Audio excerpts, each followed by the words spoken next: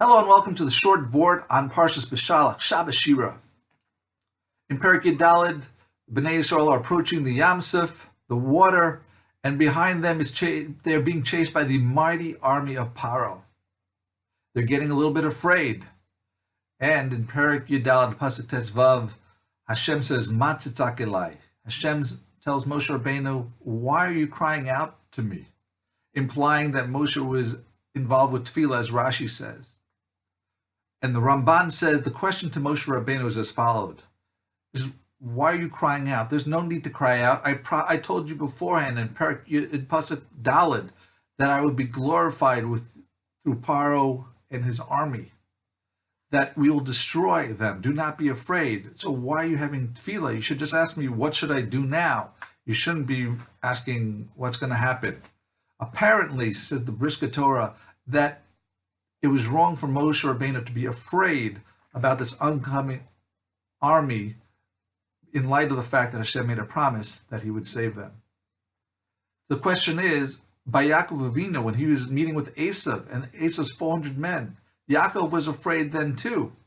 So there the Chachamim Chazal gave it an answer and says that he was afraid that maybe he had done something unworthy and done a sin, and now he was unworthy of having the promise fulfilled that Hashem gave to them. So why not say the same thing by Moshe Rabbeinu, that Moshe was afraid that he and the Bnei Yisrael were no longer worthy of that promise being kept? What is the difference? So Brisk community answers through the words of the Rambam, that when it comes to Nevuah, if there's a bad Nevuah, it can be canceled, no problem. But when there's a good Nevuah, it can't be canceled, except there's a difference between a nevuah given to a person individually about himself and a nevuah given over by the Navi to someone else.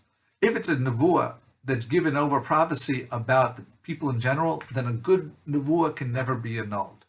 However, if someone says, for example, to Avram Avinu or Yaakov Avinu, when Hashem made individual promises to them about themselves, then they each had a fear of maybe I did something wrong and Hashem would no longer be obligated to keep his promise. But of course, Hashem did keep his promise.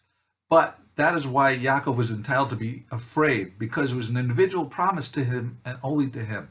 But here, we're talking about a nevuah that Hashem said to Moshe Rabbeinu regarding the Bnei Yisrael as a tzibur, as a group. He was talking about other people, and therefore this was a nevuah that Hashem would deliver and become glorified through Paro and his army being destroyed is something that could not be nulled, and therefore was no longer appropriate for Moshe to fear it, because there's no way it could be retracted.